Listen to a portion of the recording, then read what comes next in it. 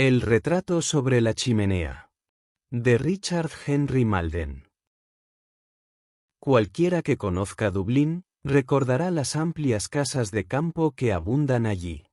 La mayoría datan del siglo XVIII, cuando los terratenientes irlandeses eran prósperos y la mano de obra barata. Algunas incorporan fragmentos de edificios antiguos, que pudieron haber sido originalmente castillos.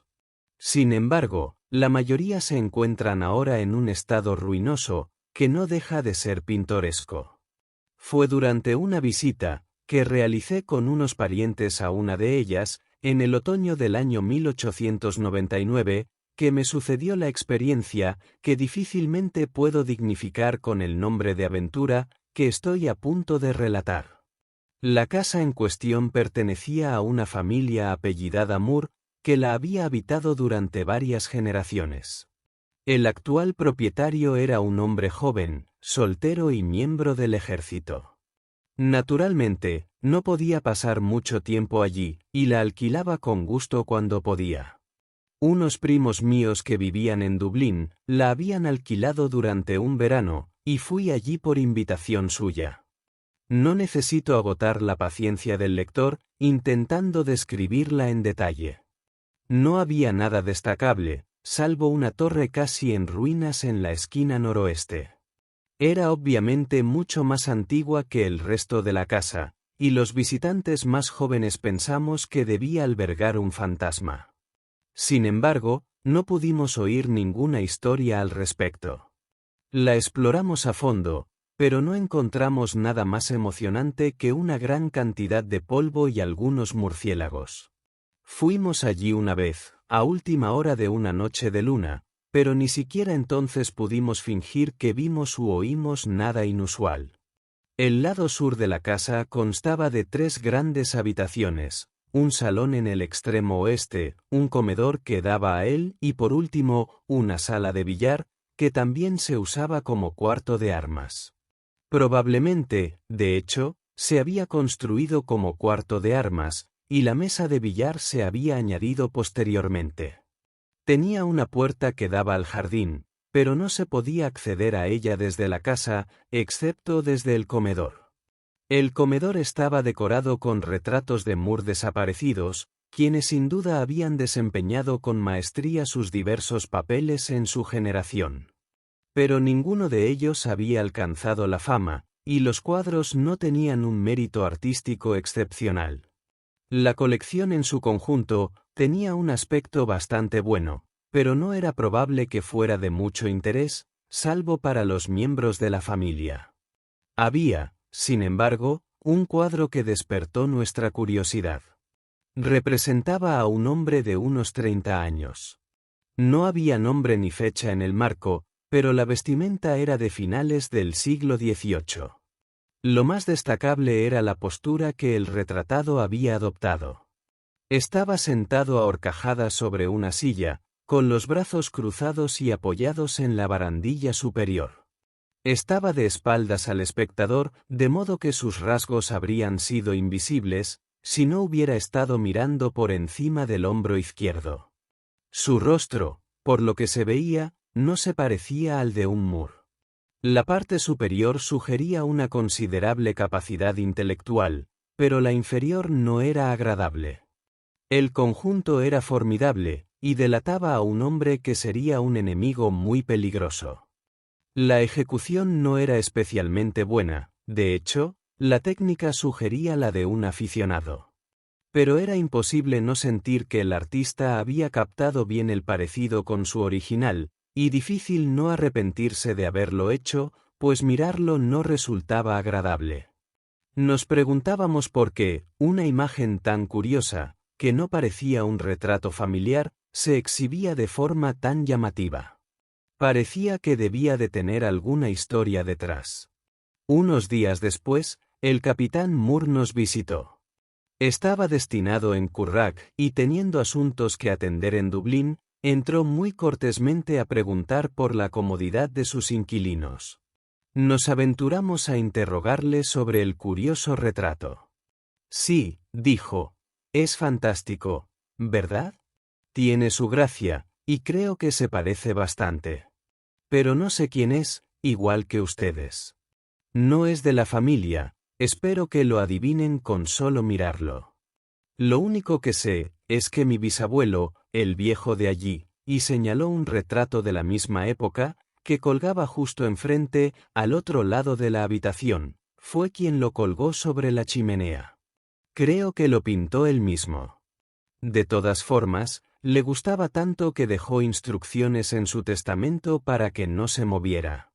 Así que ahí ha estado desde entonces.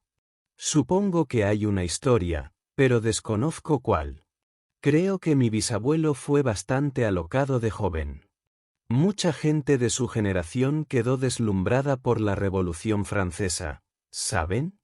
Pero siendo aún bastante joven, creo que a principios de siglo, dio un giro radical, se convirtió en un caballero rural ejemplar, magistrado, sacristán, todo eso, ¿saben? Y creo que, además, un hombre realmente bueno y muy caritativo. Aunque no muy hospitalario, según dicen. De hecho, durante los últimos años de su vida, cuando enviudó, apenas veía a nadie, y creo que lo apodaban el ermitaño. Recuerdo una vez, continuó el señor Moore, cuando yo era pequeño, creo que tenía unos 6 años, y estaba jugando en el comedor una tarde de invierno. Creo que estaban deshollinando la chimenea del cuarto de los niños, y por esa razón me habían mandado abajo. Estaba oscureciendo, y algo me dio un susto terrible. Lo curioso fue que no supe qué era, y ahora tampoco lo sé. Pero creo que tenía algo que ver con ese cuadro. Corrí gritando al salón donde estaba mi madre, y aunque no pude decirle qué pasaba, estoy seguro de que ella lo adivinó. Cuando me calmé, entró mi padre, creo que había estado cazando, y ella empezó a hablarle con mucha seriedad. No se suponía que yo les escuchara, y creo que no habría entendido mucho si lo hubiera hecho, pero sí recuerdo que mi madre dijo algo así, como que no podían seguir de ese modo y que no era la primera vez. Y mi padre dijo que no podía hacer lo que ella quería que hiciera. Supongo que ella le había pedido que moviera el cuadro, o quizás que se deshiciera de él, y mi padre le recordaba la cláusula del testamento de su abuelo. Claro que 99 mujeres de cada 100 no podría entender por qué los deseos de alguien que llevaba muerto más de 50 años interferían con los suyos. En fin, eso fue lo más parecido a una pelea que tuvieron mis padres, que yo recuerde. Pero, a pesar de todo, la imagen se mantuvo en su lugar, como pueden ver. Una vez le pregunté a mi padre al respecto. Se puso muy serio, y guardó silencio un par de minutos, como si estuviera decidiendo algo. Luego dijo, «Algún día te contaré lo que sé, pero no ahora. Debes esperar a que seas mayor». Y tuve que conformarme con eso. Tanto él como mi madre murieron poco después, y me fui a vivir con un tío suyo. Mi padre había sido hijo único, y la casa estuvo cerrada durante varios años. Así que nunca supe de la historia, sea la que sea. Supongo que el viejo Barton, el guardés de la finca, sabe algo al respecto. Ha estado aquí toda su vida, y su padre y su abuelo antes que él. Pero estoy bastante seguro de que no se lo diría a nadie si lo supiera. Tras la marcha del capitán Moore, fui a examinar el cuadro con más detenimiento que nunca. Llegué a la conclusión de que era una obra más ingeniosa, y un tema más repulsivo, de lo que había pensado inicialmente. Una cosa me dejó muy perplejo. Intenté ponerme en la posición del modelo, y descubrí que no podía girar la cabeza tanto como él. Su barbilla estaba casi sobre su hombro izquierdo. ¿Por qué había elegido ser retratado en una actitud tan antinatural y, de hecho, tan imposible? ¿Y cómo se las había ingeniado para posar así? Un par de días después, vi por casualidad a Barton en el jardín, y pensé en intentar sonsacarle algo. Como ya sabía, su capacidad de conversación era notable, y siempre estaba dispuesto a ejercitarla. Finalmente, logré convencerle para que viniera a ver el cuadro a la casa, y me pareció que parecía sentirse atraído por la extraña imagen. Pero si sabía algo sobre él, como así creí percibir por su expresión, guardó silencio. Unas noches después, cuando estábamos todos en el salón después de cenar, tuve que ir a la sala de billar, a buscar un libro que había dejado allí. Ya habían recogido la cena, así que tomé una vela para iluminar el comedor desierto. Justo al pasar junto a la chimenea, noté una corriente de aire tan fuerte que mi vela casi se apagó. Supuse que era una corriente descendente debido al gran tamaño de la chimenea y a que no había un fuego encendido. Me extrañó que no la hubiéramos notado antes. No era una noche ventosa, así que si hubiera una corriente de aire fuerte ahora, uno supondría que era un rasgo permanente de la habitación. Pero hasta entonces nadie se había quejado. De regreso, me sorprendió encontrar una corriente de aire, igual de fuerte, en dirección contraria. Ahora se dirigía hacia la chimenea.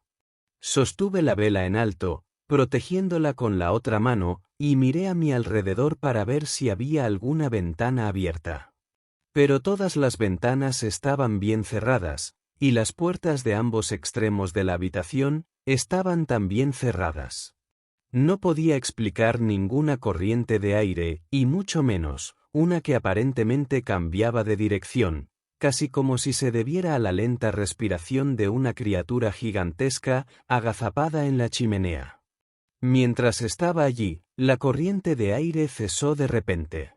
Tras un momento de silencio, se oyó una bocanada de aire, tan fuerte que podría llamarse ráfaga, que apagó la vela.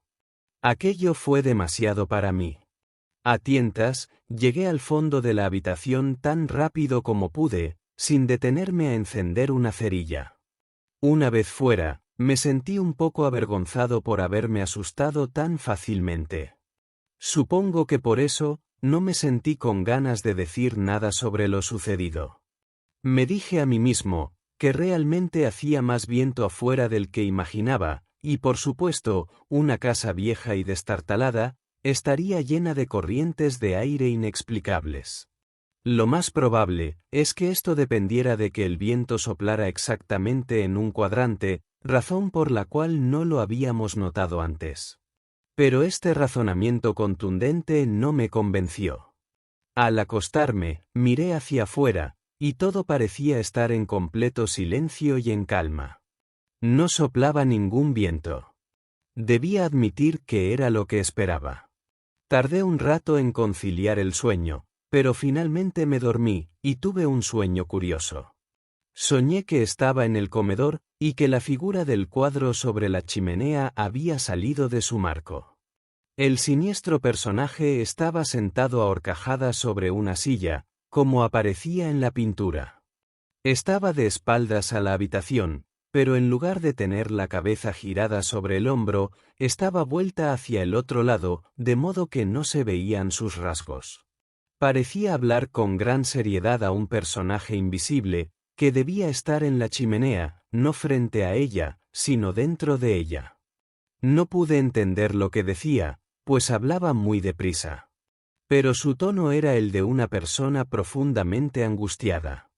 Cuando terminó de hablar, se oyó un ruido sordo y quejumbroso en la chimenea, como el del viento en las noches de tormenta. Pronto empezó a tomar forma en palabras. Al principio no eran del todo nítidas, pero poco a poco se fueron aclarando, aunque parecían estar en un idioma desconocido para mí. Me pregunté si sería irlandés. La voz hablaba con mucha deliberación, con un tono frío y maligno, que me hizo sentir muy agradecido de no poder entender lo que decía. Había algo indescriptiblemente diabólico en ella. Era el sonido más desagradable que he escuchado en mi vida, dormido o despierto. El miedo me puso los pelos de punta. En ese momento me desperté, y fue más por instinto que por valentía, que decidí ir al comedor. No sé qué esperaba ver, si es que esperaba algo. Al abrir la puerta, oí un chirrido, como si arrastraran una silla por la parte del suelo que no tenía alfombra. Pero me dije que eran ratas. Había muchas en la casa, y todo el mundo sabe que pueden hacer ruidos extraordinarios. Sospecho que son la causa de muchas historias de fantasmas. Me acerqué a la chimenea, y descubrí que la alfombra estaba curiosamente amontonada. Esa circunstancia, por alguna razón, no me llamó la atención en ese momento, aunque después me extrañó bastante. Aparte de eso, no había nada inusual en la estancia. Mi vela ardía con firmeza mientras la sostenía en alto y observaba la silenciosa y vacía habitación. Observé el extraño e imponente cuadro sobre la chimenea, pero no parecía haber nada extraño en él. En general, me alegré de que mi sueño no fuera real, pues el personaje del retrato no parecía la clase de persona que habría elegido para un tete-a-tete a medianoche. Bueno, dije en voz alta, dirigiéndome al retrato, me gustaría saber más sobre ti. Pero como no puedes explicarte, me voy a la cama. Así lo hice, y dormí profundamente el resto de la noche. A la mañana siguiente, no le conté mi sueño a nadie. Quizás me daba un poco de vergüenza.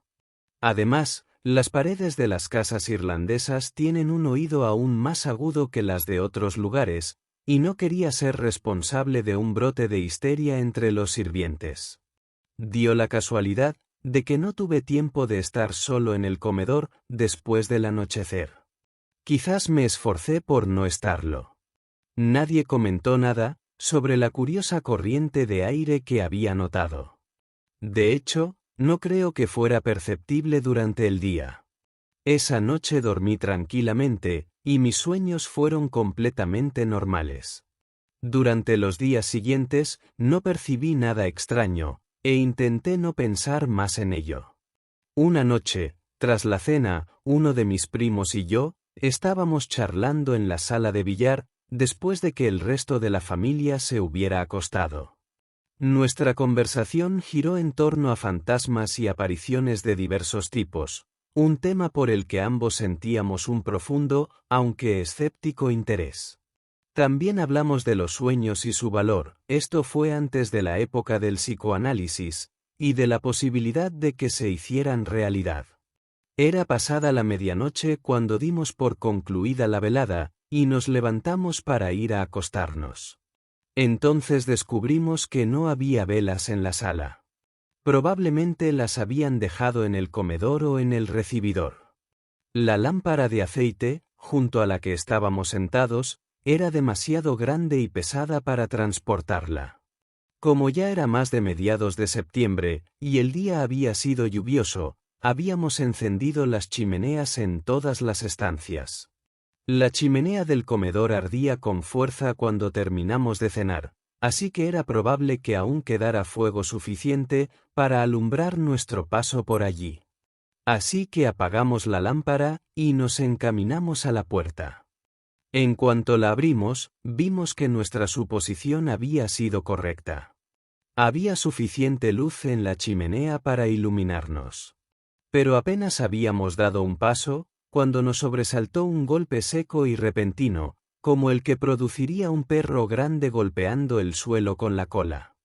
Había un perro en la casa, pero por la noche tenía su propia caseta en el patio del establo. Ciertamente, el animal no había estado en el comedor durante la cena, y difícilmente habría llegado allí desde entonces, cuando todas las puertas de la casa estaban ya cerradas. El ruido sordo cesó tan repentinamente como había comenzado. Pero al instante siguiente nos sobresaltamos aún más, al ver que el fuego comenzaba a desaparecer rápidamente. Pero pronto vimos que el fuego, en realidad, no se estaba apagando. Estaba siendo oscurecido por un gran objeto oscuro, que se alzaba desde el suelo, ante nosotros. Era como si la alfombra frente al hogar se encorvara lentamente, adoptando la forma de algún animal. Se elevaba y se elevaba sin hacer ruido. Pronto fue más grande que cualquier perro, y su movimiento tenía una extraña insinuación, de propósito deliberado y maligno. Su volumen y silueta, hasta donde pudimos distinguirlos, sugerían más bien la de un oso. Pero la cabeza no tenía la forma de la de un oso. Había algo más que semihumano en su silueta, que la hacía peculiarmente horrible. Parecía haber una nariz, que no se parecía en nada al hocico de ningún animal. En esos momentos no se veía ningún vestigio del fuego, pero reapareció de repente, cuando la extraña criatura, fuera lo que fuese, pareció introducirse en la chimenea y desaparecer en ella. Sentimos que cuanto más esperáramos allí, menos nos gustaría lo que pudiera suceder a continuación, así que corrimos por la habitación tan rápido como pudimos, manteniéndonos lo más cerca posible del lado opuesto a la chimenea. En el salón encontramos algunas velas, las encendimos, y subimos rápidamente las escaleras. Nuestros dormitorios se comunicaban, y dejamos la puerta abierta de par en par. No creo que ninguno de los dos durmiera bien, pero nada nos molestó, salvo las lechuzas, que, según nos pareció a ambos, estaban más ruidosas de lo habitual. Al día siguiente, le contamos nuestra historia al resto de la familia, y yo añadí lo que tenía que decir sobre la misteriosa corriente de aire y mi sueño. Por supuesto, solo quedaba una cosa por hacer. Debíamos contarle todo el asunto al capitán Moore lo antes posible. Mientras tanto, las puertas del comedor debían permanecer cerradas y las comidas servidas en otra habitación, en la que solíamos sentarnos a desayunar. Ciertos asuntos urgentes me obligaron a regresar a Inglaterra al día siguiente, así que pasaron varias semanas, antes de que pudiera enterarme de lo que sucedió después de mi partida. En respuesta a una carta urgente, el capitán Moore llegó desde Curragh, en cuanto pudo conseguir unos días de permiso. Pronto supo todo lo que había que contar. Su primer paso fue visitar a Barton, pero por desgracia, el día anterior a la llegada de Moore, el viejo guardés había sufrido un derrame cerebral del que nunca se recuperó. Pareció reconocer a su amo y alegrarse de verlo, pero no estaba en condiciones de ser interrogado. Murió esa misma noche. Al día siguiente, su hija, que vivía con él, contó que, tras la visita del capitán Moore, su padre parecía estar preocupado e inquieto. Poco después de medianoche, se incorporó e intentó decir algo. Las únicas palabras que ella pudo entender fueron «secreto» y «al fondo de la imagen». Inmediatamente después, se dejó caer sobre la almohada y expiró. Esto era algo en lo que basarse. Sin duda, el extraño retrato debía encerrar un misterio. Consiguieron una escalera de mano, y el capitán Moore y mis primos se pusieron manos a la obra. Les llevó más tiempo del previsto, ya que el cuadro no estaba colgado de la forma habitual en que suele colgarse un cuadro. Se habían introducido varios tornillos largos a través del marco, fijándolo sólidamente en los paneles de la pared de atrás. Por fin, lo sacaron todos, no sin dificultad, aunque no parecían estar especialmente oxidados. El resultado inmediato fue decepcionante. No se veía nada, ni en el reverso del cuadro, ni en la superficie de la pared. Entonces, alguien notó lo que parecía una pequeña grieta que recorría la parte superior de uno de los paneles. Un examen más detallado reveló que la madera había sido cortada en 4 lados con un cuchillo muy afilado. Un pequeño toque en la parte superior la hizo saltar, revelando una cavidad en el espesor de la pared, obviamente obra de un albañil aficionado. Dentro reposaba un pequeño libro, de unos 23 centímetros de largo por 12 de ancho. En la parte superior de la portada se leían las 2 palabras siguientes. El Club. Y debajo había una lista de 12 nombres, presumiblemente los de los miembros de ese club. Varios pertenecían a familias que aún vivían en Dublín. El último era Robert Moore, bisabuelo del capitán Moore. A esa hora el almuerzo ya estaba listo, por lo que se pospuso la investigación. Cuando el grupo regresó revigorizado a su tarea, descubrieron, como era de esperar, que lo que habían encontrado era un libro de actas informal. Al parecer, era costumbre del club organizar una vez al mes una cena con los socios, para tratar temas de interés general. La primera cena se celebró el 14 de julio de 1778. Se tomaron notas de las discusiones que tuvieron lugar durante la reunión. Al principio, fueron principalmente políticas. La reciente revuelta de las colonias americanas se mencionó más de una vez, y la revolución en Francia también despertó mucho interés. Con el paso del tiempo, el tono de las reuniones se volvió menos inocente. Empezaron a aparecer cierto tipo de blasfemias, y en una o dos ocasiones, algunas anotaciones bastante vagas, sugirieron algún tipo de incursión en la magia negra. En una cena, celebrada en el año 1797, había una nota que indicaba: se bebió a la salud del presidente. En la página siguiente, había un plano de la mesa, con el nombre de cada miembro junto a su lugar. Había 6 a cada lado, nadie arriba ni abajo. Sin embargo, la parte superior estaba marcada con una X. A partir de entonces, hubo frecuentes referencias al presidente, pero, curiosamente, su nombre nunca se mencionaba. Las actas solían ir rubricadas con las iniciales J.B., pertenecientes a James Butler, el primer nombre que aparecía en la lista original, y presumiblemente el del miembro de mayor antigüedad. Sin embargo, no estaba claro si debía ser identificado como el presidente. Cerca del final del libro, había una entrada escrita por otra mano. Decía: el club se disuelve. Señor, ten piedad de nosotros. Estaba firmado por Robert Moore, y fechado el 23 de septiembre de 1799. No había nada más en el hueco de la pared, salvo 2 pequeños trozos de papel, con unos extraños símbolos dibujados en él. Obviamente, formaban parte de una hoja más grande, que había sido rasgada. Era imposible saber qué había sido del resto. A pesar de los deseos de su antepasado, el capitán Moore consideró justificado destruir el retrato. Lo quemó en una hoguera en el jardín, que consumió también el libro de actas del club, y los retazos de papel con los extraños símbolos. El panel fue reemplazado, y se colgó otro cuadro sobre él. Que yo sepa, no hubo más fenómenos extraños.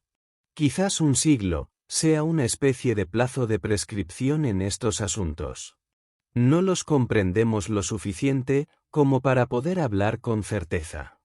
Parece bastante claro que, en su última reunión, el club vivió una experiencia lo suficientemente aterradora como para obligarlos a disolver su club y poner punto y final a sus oscuras actividades. Pero es imposible reconstruir con exactitud lo sucedido. ¿Quién era el presidente? ¿Fue la última reunión la primera en la que estuvo presente?